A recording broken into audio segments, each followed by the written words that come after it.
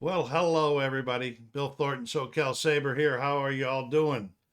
Thank you for stopping by for our Saturday chat. And this is where I do the chatting, unless you added some stuff down into the comments about the music I listened to this week for my vinyl album and my CD collections.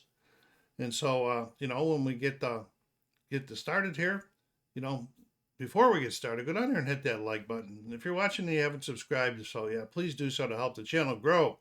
Our channel's growth has slowed down immensely lately. But anyway, we're not here about that. This is we're gonna get going here. And the first one I picked for this week, uh geez, see, I always remember to forget to do that. Let's fix the other thing too before we get started. That's silencing that phone right there. All right. Someday I'll remember to do those things. So a while back ago, I picked up an album by this group, and I really liked it. And I said I was going to, and if I ran across any others, I would give them a try, and I did. And this is the 1976 album, "A Rock and Roll Alternative" by the Atlanta Rhythm Section. Like I said, I picked it up after listening to the first one, and I really enjoyed it. And uh, so this one here didn't disappoint. Didn't disappoint at all. Really good, good old rock and roll. This album also includes the band's biggest hit, "So Into You," which peaked at number 7 on the Billboard Hot 100 chart, number 11 on the Easy Listening chart. This was the sixth studio album by the group, formed in 1970. It's the Atlanta Rhythm Section. Here we'll show you comes on the red polydial label, and it was in really good shape. I believe I got this from Esky on Whatnot.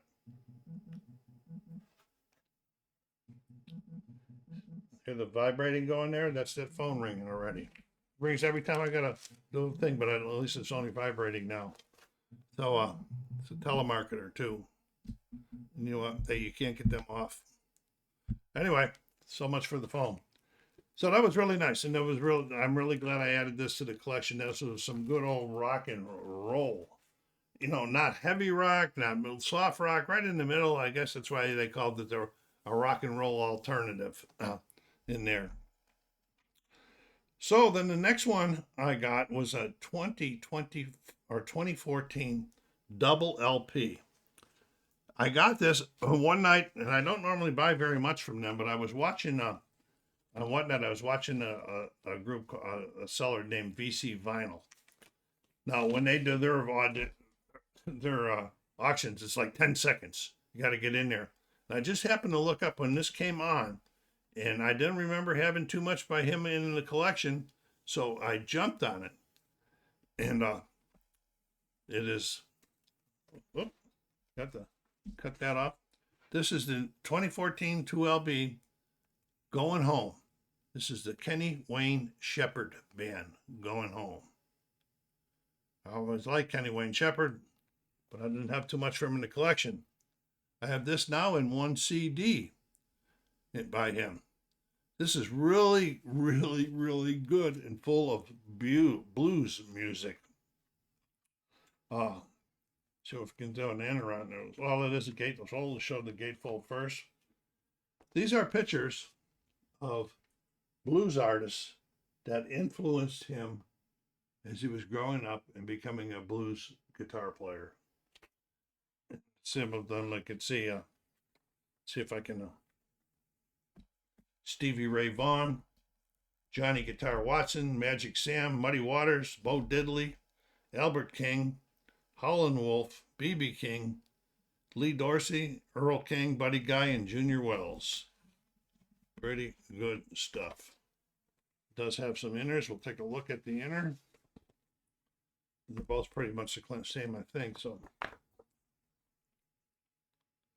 is Kenny there?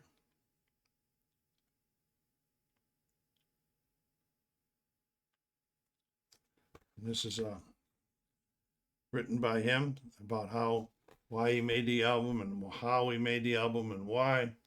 And this is I think what was a really cool thing is this band was on tour for their previous album where they had an 11-day break in the touring schedule. And with that break, they went into the studio and recorded this whole album during that 11 days. He says, from the beginning, I wanted to make this record the way records used to be made. That meant the band performances would be done live in the studio with very minimal overdubbing, no auto-tune anywhere in the song, no click tracks, and using analog machines with 2-inch tape and mixing the 1/2-inch tape as well. Pretty cool stuff. Pretty cool stuff. Let me see if I can see what that other inner looks like. Yeah, it is different. We're gonna have what we're gonna have on here is we're gonna have lyrics and credits. Now he had some star help with the album, making the album too. And we're gonna take a look at the album. Making guest appearances on the album was Warren Hayes, Ringo Starr, Joe Walsh, Kim Wilson of the Fabulous Thunderbirds, and Robert Randolph.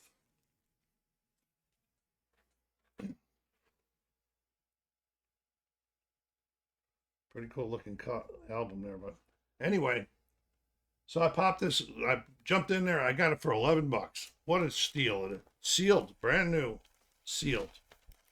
That's pretty cool. That's the same place where I bought a couple of the soundtracks from for $10. It's called VC Vinyl.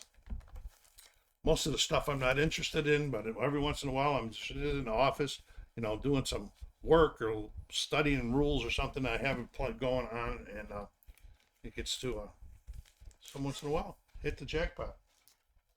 So that was Going Home by Kenny Wayne Shepherd, 2014. Good stuff. If you like the blues, check this one out. Check that one out. Going Home. Okay, next one I picked up on Whatnot. I got this from, I'm sure this was from Esky also. Oh, I forgot to show you. I did, because I had to take it off on this, the Going Home album. I did cut off the hype sticker. It says, with a little help from my friends, it's got their names listed on the ones I talked to you about. Okay, so the next one I picked up from Esky is a 2025 reissue of a 1969 album. And this album is Bayou Country by CCR.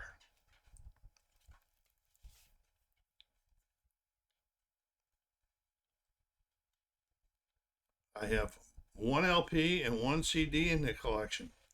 This was the second studio album by CCR, Creedence Clearwater Revival, I should say, and it marked a major turning point in their career, establishing their swamp rock sounds, I guess you would call it. Reached number 7 on the Billboard Top 200 chart. And Proud Mary became the band's breakout hit, reaching number 2 on the Hot 100 chart, and later famously covered by Ike and Tina Turner. It's on a nice orange vinyl. Played very nicely. The song Born on the Bayou is a fan favorite and one of the best examples of CCR's swamp rock sound. It's good stuff. Not a lot on it. I think there's only like seven songs on this one. I can tell you, there might be a little bit more accurate. Yeah, 7. It's funny. I was looking at this. I'm going to show you this. This is an example of how people say about when you leave things in the shrink, how it starts pulling stuff. I don't know. Let's see if you can see this. See how this is pulling this way. So now, if you had the album in there a long time, it would eventually warp the album. That's what this is here, what it's doing right here. But the album's not in there right now, so we'll keep the shrink as long as we can and get it done like that. I don't have the album inside of there anyway. So, but I wanted to show you that. But that's an example. People say, well, if you leave the shrink on too long, what happens to albums if they're in the shrink? And I was always looking for an example. Well, I found one. So now I'm going to be twice as careful about doing that. And I had been doing it lately too. But I hadn't kept the album in the shrink. I've kept maybe the cover in the shrink, and then I put the album behind it. So that's a little bit of a saving grace in there. Yeah, funny old man, huh? Thinking of all of these things so late in my album collecting.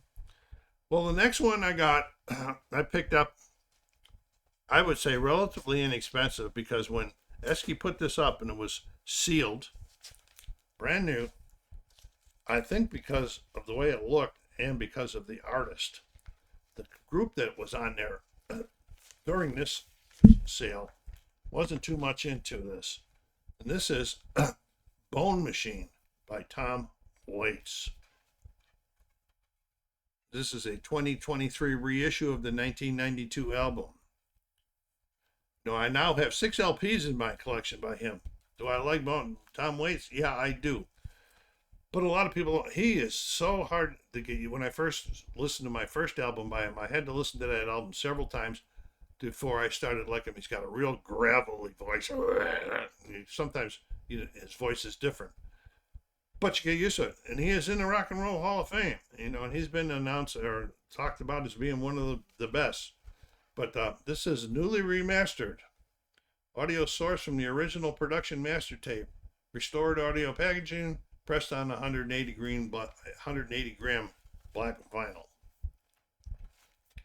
The first song on here, which won some awards, I had a really hard time understanding that one. One of the great things about this one was the lyrics came along with it. So when it's hard to hear and the lyrics are good, that's like Radiohead. When I can't understand them unless the lyrics are there a lot of times. So anyway, it is the 11th studio album by the American singer-musician. And although it only reached 175 on the top 200 chart, it hit the top 50 in 9 other countries. Okay?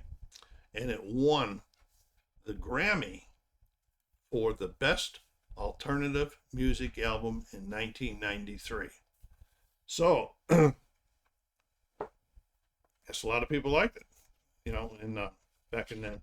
But, it's been so long since Tom Waits has been putting out stuff that when people were on this bid, boy, I got it at a really good price because nobody wanted it. Lyrically, it's a little bit tough. It explores death, despair, faith, violence, and the underbelly of human existence.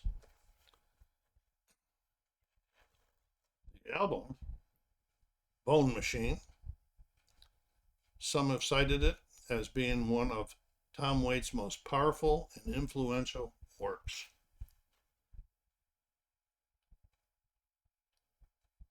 I don't know about that, but I did like this. I'm glad it's in my collection. I didn't come on to the Tom Waits back in the day when he was doing this thing. My Tom Waits came in the last 5 years, I think, 5 or 6 years. Of course, I missed a lot of people back then. I didn't know back in the 70s, 80s, 90s. What was I thinking? I don't know. Missed him, missed Black Sabbath, Deep Purple, a lot of things I was way behind on when I got back into that. So anyway, we're moving along here. If you like Tom Waits, let me know. Let me know if you like any of these. And if you don't like them, that's fine too. Let me know. If you didn't have any and you didn't listen to this the week, what did you listen to this week, if anything? All right, now it's time for the 2 CDs of the week. We are at CD number 128. It's a 1991 album by Gloria Estefan, Into the Light. I have 1 LP and 2 CDs in the collection by her. This was her second studio solo album after recovering from the serious bus crash that she was in, a tour bus crash that almost ended her career. Uh, so a lot, you know, and it was her 14th overall.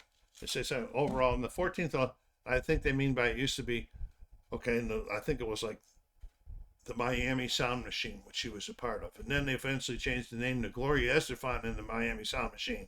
Then she went out solo, so it was just Gloria Estefan. So I think that's when they say 14th in total, that's what they're talking about, I believe.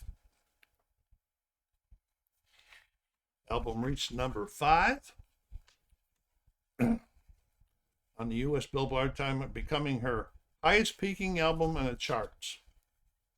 Sold over 2 million copies in the United States alone. And the album includes her Billboard Hot 100 hit, #1 single, Coming Out of the Dark. Coming Out of the Dark was the first one, and this, I believe she wrote this talking about coming out of, after the crash and coming back to life, coming out of the dark days into where she is at this point in time. Her follow-up single, Can't Forget You, peaked at #2 on the Billboard Adult Contemporary chart. Now, although the album is good, all right, it is good, with 2 hits,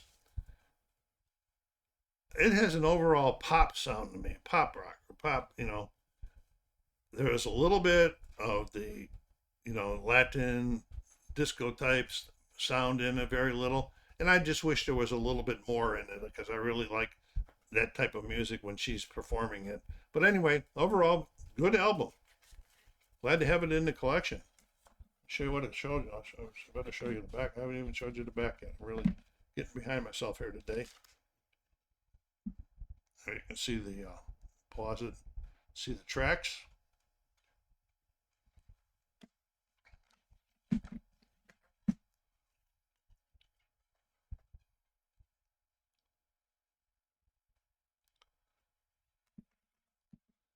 Next Saturday's show is going to be a little bit lighter because I'm going to be, tomorrow I'm heading off to Vegas for 3 days. And so I'll be listening to less music this week, this coming week. All right. That was Gloria Estefan's Into the Light from 1991, a good album.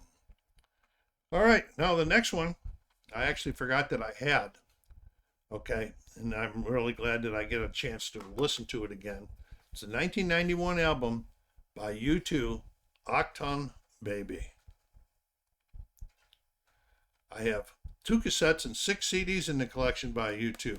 So I must like them, huh? Okay.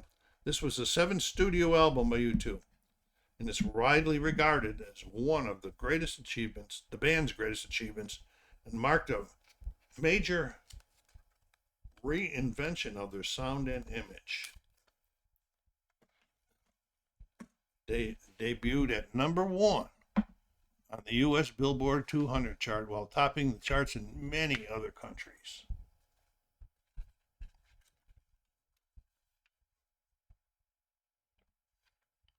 Now, it's been a long time since I had a lot. We'll talk about that in a minute. This won the 1993 Grammy Award for the Best Rock Performance by a Duo or a Group. So that's two things I listened to this week that won Grammys in 1993.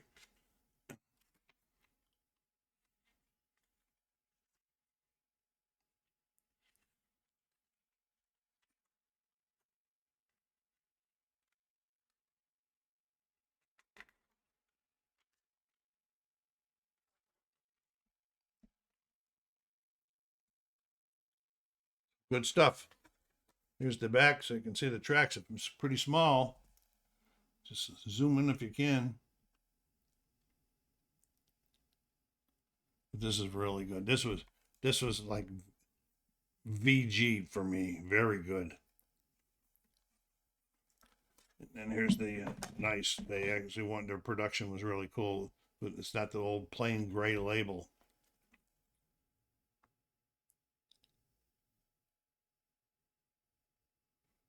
Pretty nice stuff. Pretty nice. Yeah, so I haven't got any U2 in quite a long time, and I don't know why.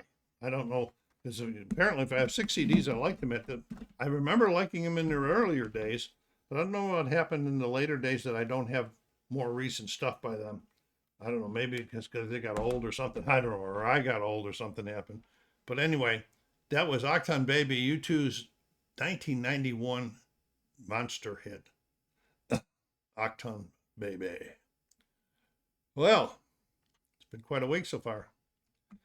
So the last thing we do every week is we pull out the next album in the collection. And this one is number 76. And it's a 1997 LP. And it is I'm Glad You're Here With Me Tonight by Neil Diamond. Now, I think the last album I showed you was Hot August Night with Neil Diamond. This is quite a difference in his appearance since that one. There's the tracks, but I don't think they're not in order. They're random on here. Like A Free Man in Paris, I know that for sure is the last track. That was written by Joni Mitchell. Pretty cool song. Okay, so we have in my collection, though, much like Neil Diamond, I have 5 LPs and 1 3 CD box set. I think that box set came when my mom was alive and lived with me. She really liked Neil Diamond, so I bought her the box set so she could play the CD so she could play it in her room. This was the 11th studio album by Neil. It marked a continuation of his shift toward a more polished and orchestrated adult contemporary sound that began in the mid-70s. Must have been right after they did. Big change from Hot August Night in 72, not only in the style of music, but in his dress appearance and his hair and everything. Pretty cool, you know. This hit the top 20 in 8 different countries, in 8 charts in 8 different countries. So that's pretty cool. And here it is on the Columbia album. Is it Columbia? Yeah, let's. I got a good paper scuffing on here too from the old keeping it in the papers. This has the solo version of the song "You Don't Bring Me Flowers," which a year later became a monster hit when he did it as a duet with Barbra Streisand. But that's pretty cool. That was pretty cool.